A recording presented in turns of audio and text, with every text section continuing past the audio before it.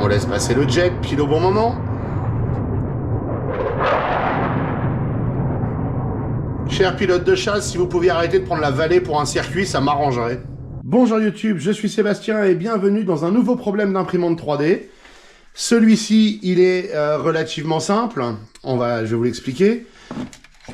Le problème que j'ai eu, c'est que pendant qu'elle imprimait, la température de la tête d'impression, donc visible sur l'écran, variait massivement. J'imprime à 205 degrés après la première couche, ou les deux premières couches, je sais plus. Et ça variait de 220 à 180, 160, 208, etc. Pas tout le temps, mais parfois. La conclusion simple, c'est que la tête d'impression et l'élément chauffant ne sont pas capables d'avoir ces vitesses de variation. Donc, j'accuse le thermocouple, qui est là, ou la thermistance, plutôt, la thermistance, qui est tenu à l'élément chauffant qui est là-dedans traversant, hein, vous pouvez le voir là. La petite thermistance, elle va dans le trou, hop, dans le petit trou qui est là, et elle est tenue avec la vis, c'est du M3 qui est là-dedans, et elle déconne. Apparemment, c'est une pièce d'usure si on cherche sur Google. Je sais pas pourquoi c'est une pièce d'usure, mais c'est comme ça. Pour la sortir, il faut sortir l'imprimante de sa boîte. Il va falloir sortir le fil tout le long ici. Et elle est a priori branchée ici, tout en haut. Là, ça dit TH, en blanc. Le TH noir, c'est celui du plateau. Vous pouvez le voir, le fil noir qui va sur le plateau, qui est ici. Donc, comme le plateau était stable, je vais pas me prendre la tête. En pratique, j'en ai commandé 5 sur Amazon. Pour l'enlever, il va falloir remplacer le petit scotch orange qui est là, qui la tient en place ici pour pas qu'elle aille frotter ailleurs, etc. La bonne nouvelle, c'est que j'en ai du scotch comme ça. Ça s'appelle du Kapton, je sais pas comment on le dit. C'est du film polyamide. Et je vous mettrai un lien dans la description pour que vous puissiez en trouver. C'est du scotch haute température en fait. On s'en sert aussi dans la soudure pour protéger les circuits, etc. Ce que ça fait quand ça déconne, parce que c'est quand même intéressant, c'est si vous regardez ici, vous pouvez voir que là, il y a eu un problème de température clairement. Ça a déconné. Et vous pouvez voir sur celui-là que l'intérieur, il est tout foireux. Vous pouvez voir une espèce de texture là. Ça, c'est que la température était pas bonne. Et vous pouvez voir des lignes à l'extérieur. J'essaie de vous le montrer. Hop. Donc, je vais le démonter, tout simplement. Je vais enlever le scotch et je vais le tirer à travers la gaine. Hein. Moralité, thermistance sortie. Elle fait une certaine longueur et elle ressemble à ça. Voilà. Est-ce qu'elle est bonne, est-ce qu'elle est mauvaise? J'en ai aucune idée. Est-ce qu'elle déconne complètement ou à moitié? C'est plus ça l'intention.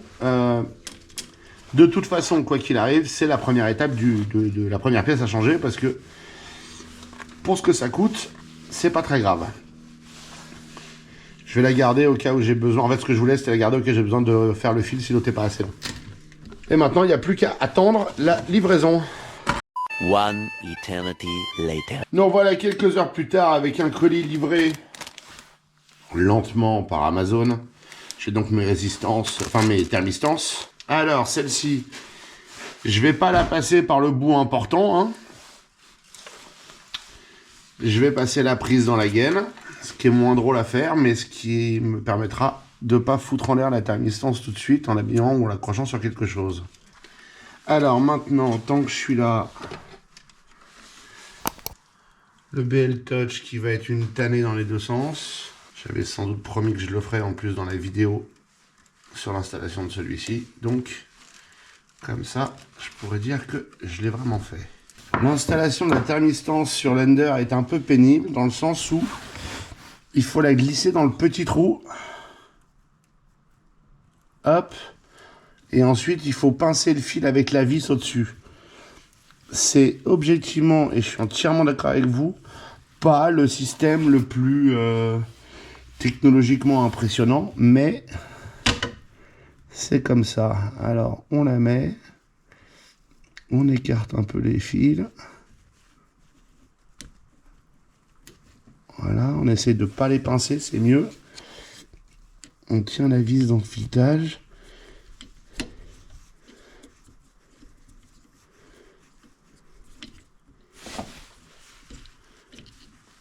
Et on visse. C'est pas la peine de serrer trop. On veut pas écraser les fils. On veut juste pas qu'elle bouge. Donc maintenant, elle est dedans. Bah, a priori, on a une imprimante qui est bonne pour le service. Ah ouais, elle est massivement plus courte. Bon, c'est pas dramatique pour ce que je fais. Néanmoins, si je les mets bout à bout et que je tiens la longueur, voilà la différence de longueur entre les deux et la base de mon problème. Donc, il faut que je recommande. Celles-là sont maintenant marquées pour Ender 5. Elles étaient aussi pour Ender 3 quand je les ai commandées. Mais sur le paquet, ça dit Ender 5. Donc, j'ai des sondes pour Ender 5. C'est cool. J'ai pas d'Ender 5. Donc, si quelqu'un veut me faire don d'une Ender 5, j'ai déjà les sondes. Bon, blague à part, non. Si vous avez besoin d'une sonde Ender 5, mettez-moi un mail. Il y a de l'adresse sur la chaîne. Ou mettez-moi un message sur Instagram. Et je vous en enverrai une. Parce que j'en ai maintenant trop et je ne saurais jamais quoi en foutre. Puisque à 10 balles, je vais en recommander de la bonne longueur. Et on va recommencer ça dans pas longtemps. Voilà. Bon. Néanmoins, même si je suis à moitié débile, ça ne me pose pas de problème pour ce que j'imprime, objectivement. Donc, on va vivre avec. Je vais la remettre dans son trou. Et on va la tester de suite. Bon, elle préchauffe. Oui, j'ai pas un firmware d'origine, c'est normal. Je ferai une vidéo dessus, je pense. Vous voyez que j'ai la sonde de température qui capte l'augmentation de température de la tête. Tranquillement, doucement, progressivement. Je l'ai mis en préchauffage PLA.